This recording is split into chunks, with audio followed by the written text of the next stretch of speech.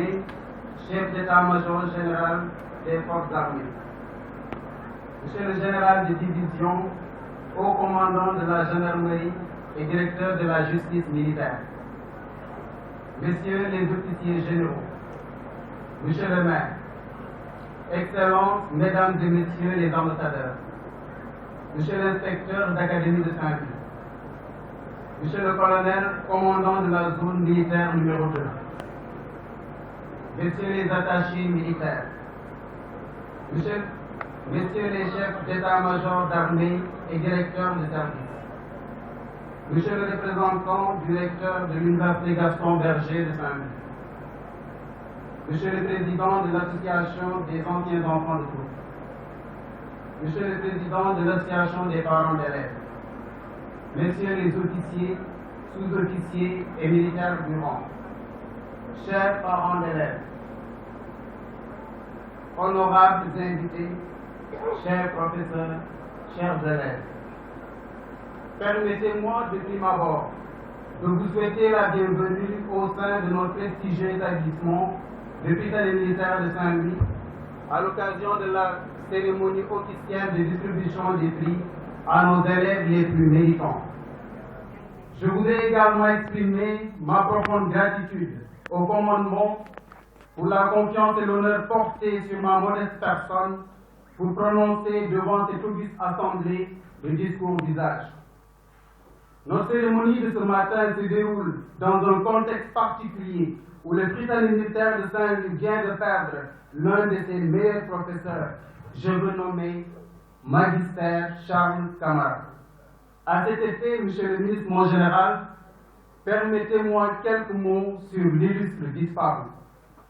Pour ceux qui ne le connaissaient pas, M. Camara était un brillant pédagogue, un homme humble, courtois, révérencieux, généreux dans l'avoir et le savoir. Bref, il était tout simplement un homme bon. Il a servi l'hôpital militaire pendant 28 ans comme professeur de lettres classiques et modernes. Sa disponibilité et son affection pour l'école étaient sans commune mesure. Il prenait en concertation avec les autorités de l'école toutes les décisions propres à favoriser l'épanouissement intellectuel et psycho-affectif des enfants de tous. Ainsi, il invitait à l'école des sommités intellectuelles nationales et internationales, modérait les grandes conférences des clubs et de l'association des professeurs. Il cherchait des documents, des documentaires, des films, des théâtres instructifs pour les enfants de tous. Il participait avec nous au café philo et aux nuits philosophiques jusqu'à 4 heures du matin. Avec Charles, l'enseignement n'avait pas d'heure.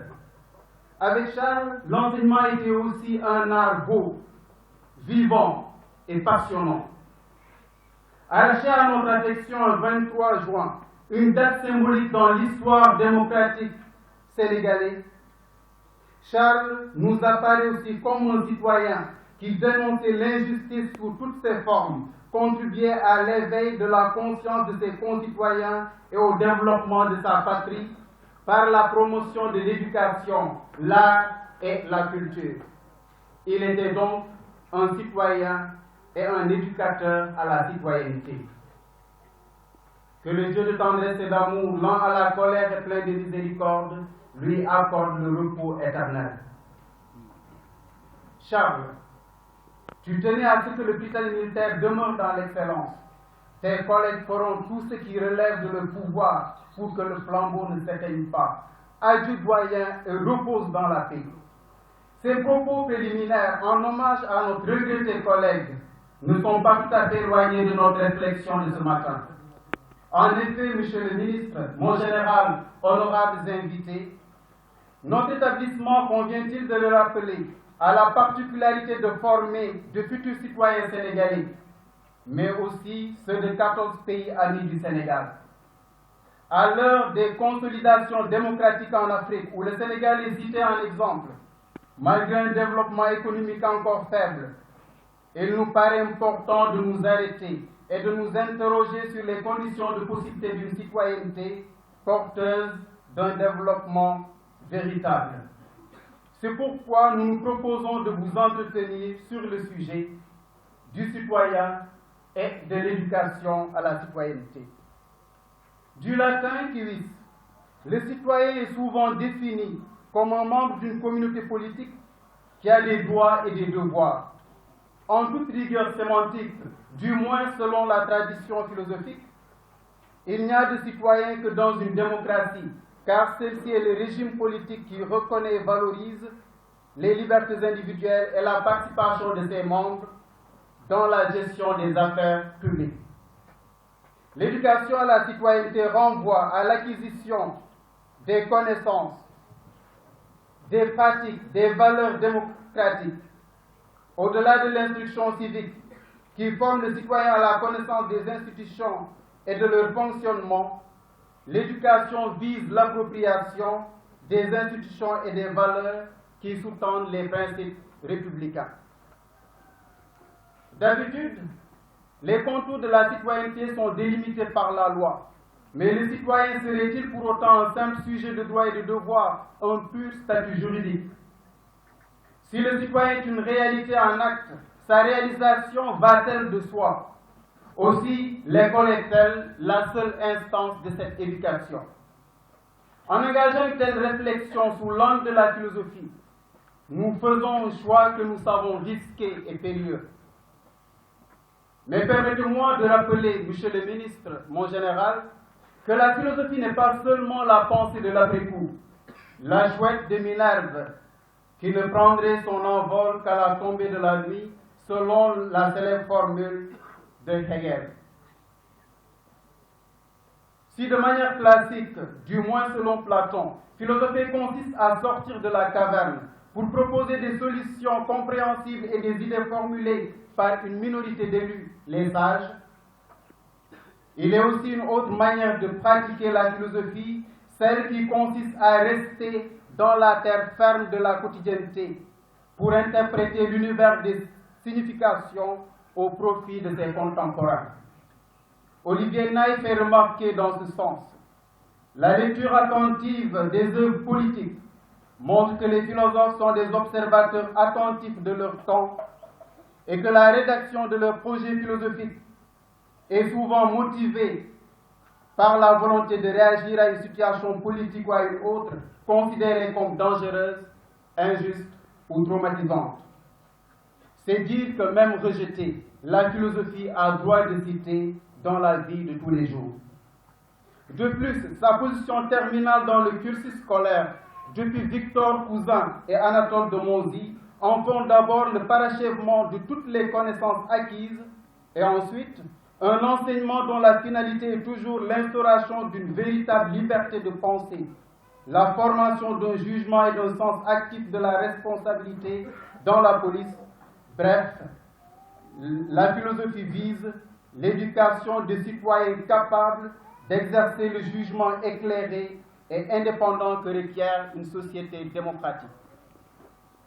Monsieur le ministre, mon général, honorables invités, réfléchir sur l'éducation à la citoyenneté, c'est prendre en charge autant l'émergence et la consolidation d'une forme de citoyenneté porteuse de valeurs démocratiques que les défis d'une citoyenneté dans un contexte où certains comportements tels que l'absentéisme ou la tricherie au travail, les passe-droits, les gains faciles, la privatisation du bien public ou le non-respect de la chose publique, des lois, des institutions de la République sont déplorées.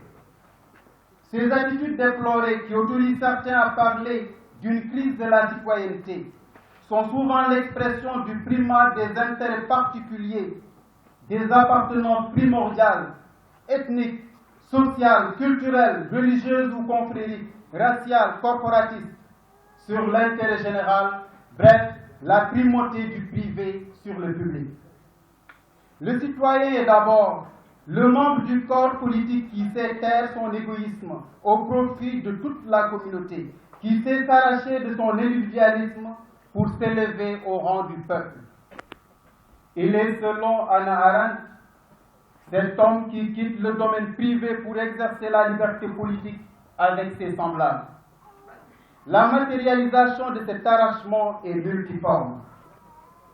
Et les participations à l'élaboration des lois, soit de manière directe dans le débat public et la délibération, soit indirectement à travers les représentants dûment choisis.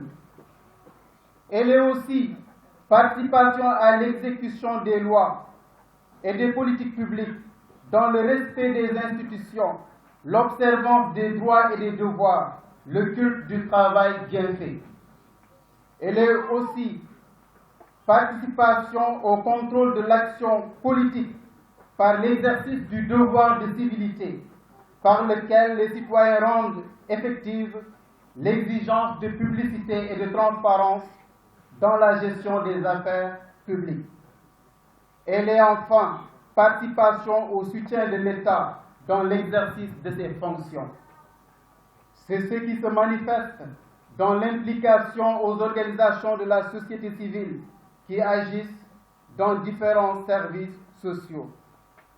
Monsieur le ministre, mon général, honorables invités, le citoyen est dès lors à la fois un gouverné qui respecte les lois et les institutions et un gouvernant, un collaborateur de l'État et un gestionnaire avec ses semblables des affaires de la cité.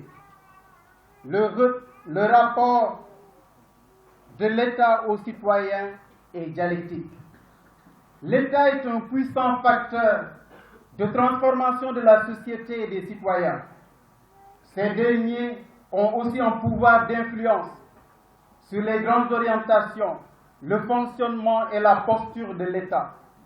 Le développement politique et économique d'un État se mesure à l'aune de l'engagement et du travail de ses citoyens. La bonne gouvernance, l'État de droit, la justice politique encouragent la capacité d'initiative, le culte du travail et du mérite, le dévouement à la mère patrie. Mais le clientélisme politique, la patrimonialisation et l'instrumentalisation des positions de pouvoir au service d'intérêts particuliers, la répartition partisane des ressources, bref, ce que Jean-François Bayard appelle la politique du ventre, soulignons-le pour nous en désoler, sont des données objectives qui ne sont pas favorables à l'appropriation de l'action étatique par les citoyens. Ces formes de gouvernance consacrent la sédimentation des revendications qui, à terme, peuvent aliéner les manifestations de la citoyenneté. L'on comprend dès lors qu'en Afrique, comme ailleurs dans le monde, la multiplication hyperbolique des organisations comme les partis politiques, les syndicats, les organisations de la société civile est susceptible d'être un moyen de contrôle ou de partage des ressources, donc l'instrumentalisation à des fins privées de ce qui, en principe, est impersonnel. La réconciliation du privé et du public, pour autant qu'elle soit possible, passe par la promotion du sens de la justice et de l'éthique de la responsabilité de tous les acteurs du système politique. Dès lors, on peut dire que la citoyenneté n'est pas seulement abstraite. Elle serait un ensemble de valeurs, d'attitudes, de comportements et de compétences fondateurs de l'idéal démocratique. Elle transcende donc le cadre étroit du national pour tendre vers l'universel. Incarner la citoyenneté ne va donc pas de soi, il s'acquiert. D'où la pertinence d'une éducation à la citoyenneté. Toute éducation vise d'abord l'épanouissement de l'ensemble des potentialités en matière de savoir ou connaissance, de savoir-faire ou aptitude pratique, de savoir-être ou comportement éthique. Monsieur le ministre, mon général, honorables invités, l'article 1er de la Déclaration mondiale sur l'éducation pour tous, adoptée à Jomtien en Thaïlande en 1990, spécifie ainsi les besoins d'éducation. Ces besoins concernent aussi bien les outils d'apprentissage essentiels que les contenus éducatifs fondamentaux dont l'être humain a besoin pour survivre, pour développer toutes ses facultés, pour vivre et travailler dans la dignité, pour participer pleinement au développement, pour améliorer la qualité de son existence, pour prendre des décisions éclairées et pour continuer à apprendre. La finalité de l'éducation est donc la formation de l'homme total. Elle prend nécessairement en charge son aptitude à assumer sa vie dans la cité. L'on comprend dès lors l'objectif que le Sénégal assigne à l'éducation nationale. La loi d'orientation sur l'éducation nationale numéro 91-22 du 16/08/91 stipule en son article 1er: l'éducation a pour but de former des hommes et des femmes capables de travailler efficacement à la construction du pays. Elle est éducation pour la liberté, la démocratie pluraliste, le respect des droits de l'homme, développant le sens moral et civique de ce qu'elle forme. Elle vise à en faire des hommes et des femmes dévoués au bien commun, respectueux des lois et des règles de la vie sociale et œuvrant à les améliorer dans le sens de la justice, de l'équité et du respect mutuel. La spécificité de l'éducation à la citoyenneté réside dans ce qu'elle a pour objet de former le citoyen dans toutes ses modalités de déploiement. S'il en est ainsi, c'est parce que l'éducation nationale a pour vocation de former l'homme avec toutes ses potentialités. Elle ne s'épuise pas dans l'instruction civique. Elle se trouve diffuse dans les différents enseignements théoriques et exercices pratiques. C'est pour cela que Condorcet estime que l'école a pour finalité de former un esprit, au moins des lettres, de l'histoire, des mathématiques, des sciences physiques, chimiques et naturelles. Former un esprit, c'est le rendre apte à la réflexion, à la pensée qui nous dispense de l'usage des recettes faciles, inefficientes, inefficaces pour poser nos problèmes politiques où se joue la vie de chacun et de tous. On perçoit ainsi la pertinence du programme pour l'éducation, pour l'amélioration de la qualité, de l'équité et de la transparence paquet. L'ambition est de faire en sorte que l'école développe des contenus éducatifs fondamentaux, connaissances, attitudes, valeurs, aptitudes, propices à l'exercice effectif de la citoyenneté dans cet espace de formation à travers notamment le développement de l'esprit coopératif, le gouvernement scolaire, les activités para, péri et post-scolaires. C'est dire que l'éducation à la citoyenneté transcende l'enseignement-apprentissage intramuros. Elle trouve sa continuation dans les activités périscolaires généralement perçues comme ludiques, mais qui constituent de véritables laboratoires d'émergence et de développement des capacités d'initiative. Monsieur le ministre, mon général, honorables invités, en instituant au Prytanée militaire de Saint-Louis l'Agora depuis 2009, nous avions voulu promouvoir la capacité d'initiative des enfants de troupe, la culture du débat libre et contradictoire sur des thèmes d'actualité choisis par les élèves. Au-delà de l'impact dans les résultats scolaires, notre ambition était d'en faire un espace d'éclosion de citoyens responsables, capables de s'inscrire dans la mondialité par la discussion des questions d'actualité avec différentes approches et de délibérer en connaissance de cause. Le gouvernement scolaire, actuel substitut du club foyer, est spécialement institué par le ministère de l'Éducation nationale pour être une école de la démocratie et de la bonne gouvernance. La circulaire relative à son institutionnalisation dans les collèges et lycées décline son but. La vocation exclusive du gouvernement scolaire est d'être une structure complémentaire à l'enseignement général formel, un lieu où chaque élève pourra faire l'école de la démocratie et de la tolérance, mais aussi une école de la rigueur et de la transparence dans la gestion. Tandis que les clubs classiques portent sur des domaines particuliers, littérature, théâtre, langue, discipline scientifique particulière, et réunissent les élèves intéressés par ces activités, le gouvernement scolaire porte sur le vivre ensemble dans l'établissement et réunit l'ensemble des apprenants. Ces principaux organes sont élus démocratiquement et dans certains établissements à la suite d'une campagne électorale dans laquelle les candidats déclinent le programme de gestion. Aussi est-il soumis au principe de la reddition des comptes. L'on voit bien que l'école sénégalaise a mis en place des instruments dont la pertinence n'est plus à démontrer. Le problème est de savoir si les administrations scolaires sont prêtes à la mise en œuvre de ces instruments dans le respect de leurs principes de base. Monsieur le ministre, mon général, honorables invités, la responsabilité prise par l'État est d'autant plus grande que les leaders en herbe sont généralement dans l'adolescence juvénile, qui est d'une part une période durant laquelle l'adolescent a un sens aigu du responsable, du raisonnable, du juste et de l'injuste, et d'autre part une période durant laquelle il construit sa personnalité. L'installation d'une culture de malgouvernance, l'accoutumance à instrumentaliser les positions par la démagogie peuvent avoir des conséquences fâcheuses pour nos patries de demain. Il ne serait pas superflu que l'ensemble des acteurs de l'école soient impliqués dans le contrôle et l'encadrement du gouvernement scolaire et qu'ils fassent preuve de vigilance pour éviter les dérives et encourager la gestion participative.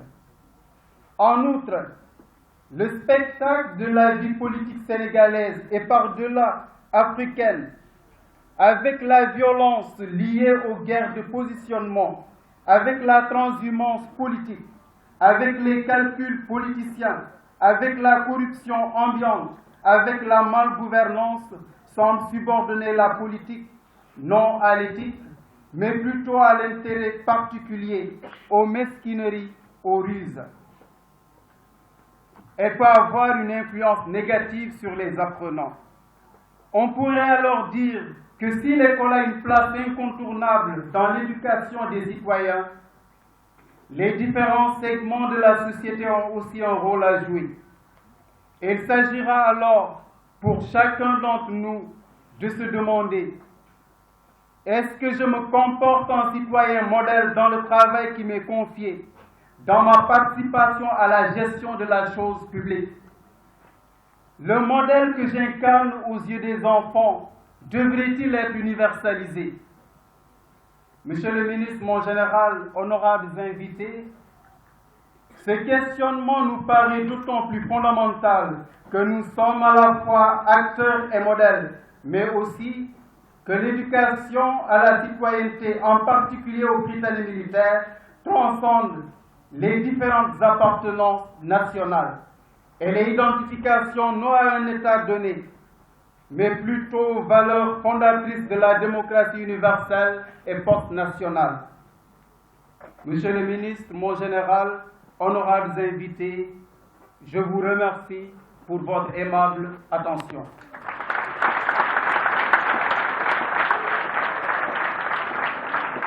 Merci, M. Gabriel, pour ce brillant discours.